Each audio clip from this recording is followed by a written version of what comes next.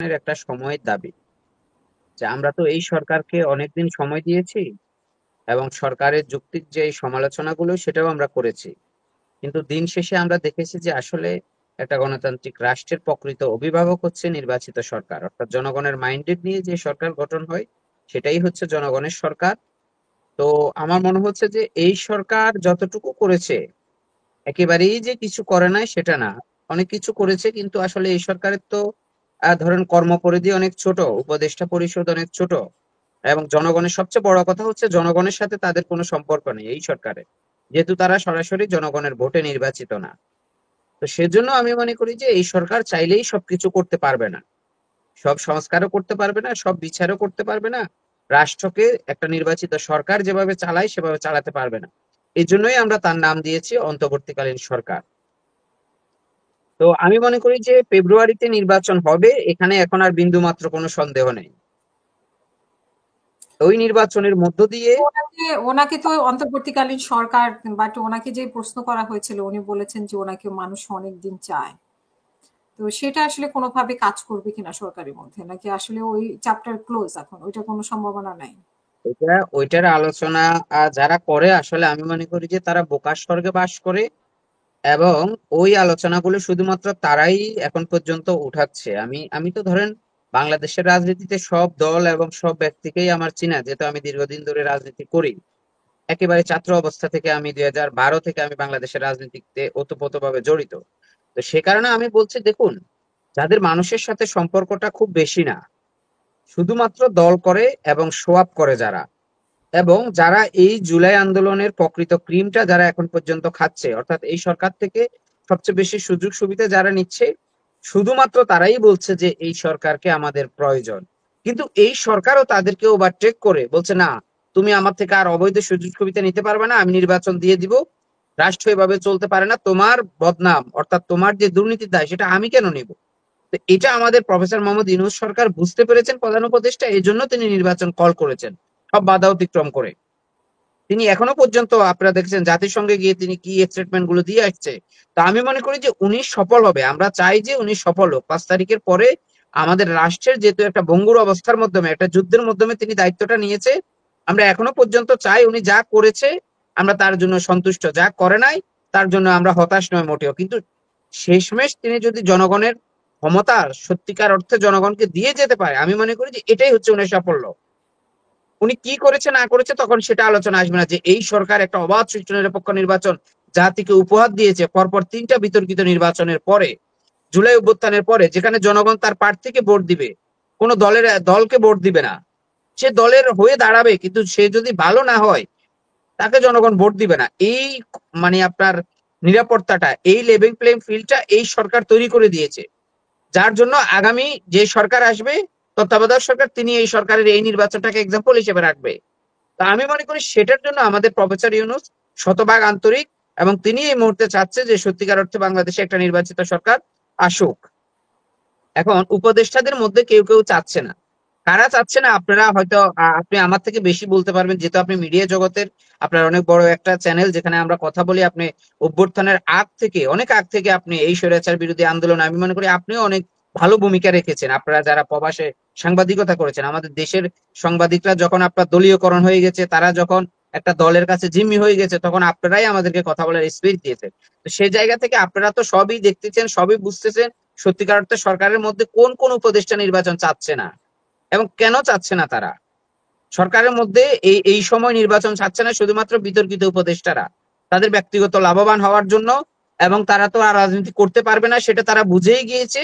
আমি আপনাকে চ্যালেঞ্জ করে বললাম, যদি অবাধ সুষ্ঠু নিরপেক্ষ নির্বাচন হয়, এই সরকারের উপদেষ্টাদের মধ্যে যদি কাউকে সুযোগও দেওয়া হয়, জনগণ তাকে ঘৃণা ভরে প্রত্যাখ্যান করবে। আমি আপনাকে এই শোতে চ্যালেঞ্জ করলাম, বাংলাদেশের 300 আসনে কোনো আসন থেকে পাশ করতে পারবে না যদি সত্যিকার অর্থে অবাধ সুষ্ঠু নিরপেক্ষ একটা নির্বাচন হয়। তো তাদের কেউ কেউ নাকি এখনো পর্যন্ত দুঃস্বপ্ন দেখছে যে আমরা তফসিল ঘোষণা হলে আমরা পদত্যাগ করে জনগণের কাছে যাব। হুম। আর যান না জনগণের কাছে, পিঠের চামড়া থাকে কিনা সেটা দেখেন। আপনাকে তো জনগণের কাছে যখন যাবেন, জনগণ জিজ্ঞেস করবে যে আপনি জুলাই সনদ কতটুকু করেছেন। আহত নিহতরা রাস্তায় এসে আপনাকে ঘিরে ধরবে যে আমার তো চিকিৎসা হয় নাই। যে নিহত হয়েছে সে বলবে যে আমার পরিবারের তো কোনো খোঁজ খবর নেন নাই 1.5 বছরে, আপনি তো আমার রক্তের উপর দাঁড়িয়ে আছেন। তো এই প্রশ্নগুলোর জবাব কি তারা নির্বাচনী মাঠে দিতে পারবে? তা আমি মনে করি যে আসলে আমি আপনার এই শোতে অনেকবার ক্লিয়ার করেছি, সত্যিকার অর্থে আপনি রাজনীতিতে যতই নয়ছয় করেন আর যতই নাটকবাজি করেন, দিন শেষে আপনাকে জনগণের কাছে যেতে হবে।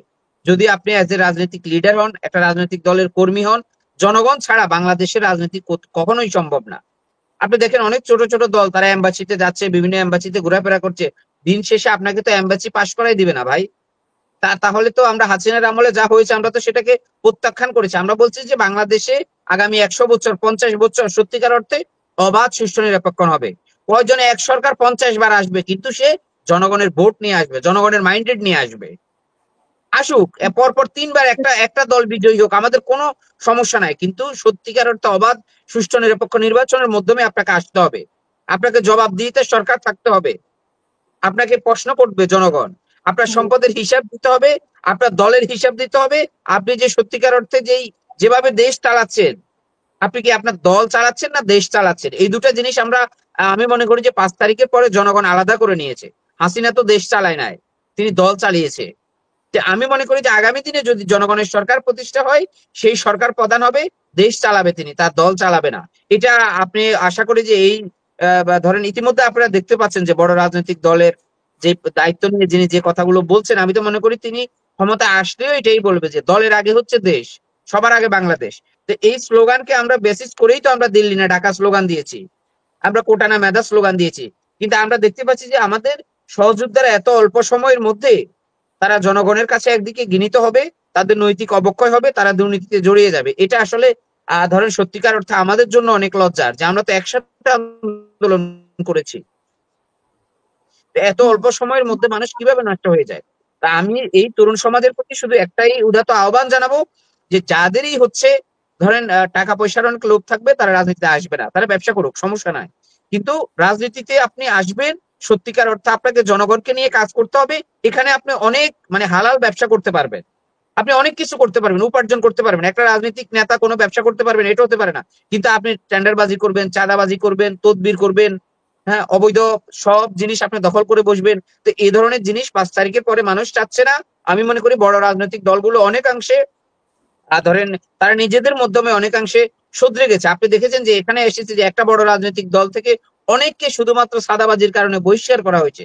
তো এটাই তো আমাদের 5 তারিখের পরে অর্জন, যে ক্লেম আসছে সেটাকে যাচাই করছি, দল থেকে অব্যাহতি দিয়েছি। কিন্তু আমরা তো ছোট ছোট অনেক দলের মধ্যে দেখি না যে তারা 2-4 জনকে বহিষ্কার করছে। আরে বাবা, তাদের দলেও তো চাঁদাবাজি করছে, একেবারেই যে করছে না সেটা না, ধরাও তো খাচ্ছে, কিন্তু আমরা তো সেই এক্সাম্পল অন্য দলে দেখি না। শুধু আমরা বিএনপির এক্সাম্পলকে নিয়ে আসি যে বিএনপি 7,000 বহিষ্কার করছে, এটাকে তো আমরা পজিটিভলি নিচ্ছি। আমরা নেগেটিভ কেন বলবো? অন্য ছোট দল তার কেন 50 জনকে বহিষ্কার করে নাই, 10 জনকে করে নাই, 2 জনকে করে নাই? চাঁদাবাজির অভিযোগ তো সব দলেরই আছে। তা আমি মনে করি যে এই তরুণ সমাজ এমন একজন লিডার চাচ্ছে বাংলাদেশে, যিনি বাংলাদেশকে সত্যিকার অর্থে সিঙ্গাপুর করে দিবে 5 বছরের মধ্যে, 10 বছরের মধ্যে। তো এরকম নেতৃত্ব আমি মনে করি আমাদের দেশে আসবে অবাধ সুষ্ঠু নিরপেক্ষ নির্বাচনের পরে, স্বাধীনতার পরে। বাংলাদেশের মানুষ সত্যিকার অর্থে তাদের অভিভাবক পাবে, জনগণের সরকার প্রতিষ্ঠা হবে। এবং তার জন্য আগামী যে সময়টা আছে আমাদের ফেব্রুয়ারির মধ্যে, আমাদের প্রত্যেকটা রাজনৈতিক দলের প্রত্যেকটা নাগরিকের কাজ হচ্ছে অবাধ সুষ্ঠু নিরপেক্ষ নির্বাচনের জন্য বর্তমান সরকারকে সহযোগিতা করা। অর্থাৎ অবাধ একদম। সুষ্ঠু নিরপেক্ষ নির্বাচন সরকার চাইলে পারবে না, রাজনৈতিক দলগুলো, রাজনৈতিক কর্মীরা, মানুষের মধ্যে সচেতন হতে হবে যে আমি হুম। ভোট দিতে পারি নাই পরপর 3টা ইলেকশনে, এবারে ভোটার উপস্থিতি থাকবে একেবারে 90%। মানুষকে বুঝাতে হবে, নির্বাচন কমিশন ক্যাম্পিং করতে হবে যে মানুষের ভোটের মূল্যটা কতটুকু। মানুষ যে 500 টাকায় তার ভোটটা বিক্রি করে দেবে, সেখানে আপনি ওই দলের ওই কর্মীর কাছে, ওই নেতার কাছে সারা জীবন 5 বছরের জন্য সে 500 টাকায় তার ভোটটা বিক্রি করে দিল। সে কিন্তু আর চোখ তুলে কথা বলতে পারবে না যে আপনি কেন আমাকে এটা দিচ্ছেন না, ওটা দিচ্ছেন না। আরে ভাই, আপনি তো 500 টাকায় ভোট বিক্রি করে দিয়েছেন। তো মানুষকে আমি মনে করি যে এগুলো সচেতন করতে হবে, বুঝাতে হবে। এটাই হচ্ছে আমাদের জুলাই আগস্ট। আর বিশেষ করে আমরা যারা জুলাই আন্দোলনের সাথে ছিলাম, আমরা কেউই বিচলিত নয় যে আমাদেরকে ধরেন কখনো যদি কেউ ব্যাক করে আমাদেরকে হত্যা করে ফেলবে, আমাদেরকে মেরে ফেলবে। তো এই ধরনের জিনিস নিয়ে আমরা চিন্তা যদি করতাম, তাহলে আমরা আন্দোলন করতাম না। হুম। বাংলাদেশে ধরেন ঢাকার বিজয় হতো না, দিল্লির দাসত্বই থেকে যেত। সুতরাং আমরা নিজের জীবন নিয়ে কখনোই বিচলিত নয়। যারা এই ধরনের কথাগুলো আমি মনে করি যে ধরেন বলছে বা সন্দেহ নিচ্ছে, শুনেন আমি আপনাকে একটা কথা বলি, আন্দোলনের সময় তো আমি মারা যেতে পারতাম, আমার সহযোদ্ধা তো অনেক মারা গিয়েছে। কিন্তু আমাকে আল্লাহ আমার হায়াত রেখেছে বিধায় আমি এখন পর্যন্ত আছি। যখন আমার হায়াত শেষ হয়ে যাবে, তার 1 সেকেন্ড বেশি আমি বাঁচবো না, এটুকুন বিশ্বাস করে আমরা প্রত্যেকটা গণতান্ত্রিক মুভমেন্টে দিয়েছি, এবং আগামী দিনে আমরা প্রত্যেকটা যুক্তিক গণতান্ত্রিক জনগণের অধিকার প্রতিষ্ঠার আন্দোলনে আমরা সোচ্চার থাকবো। সবাইকে ধন্যবাদ।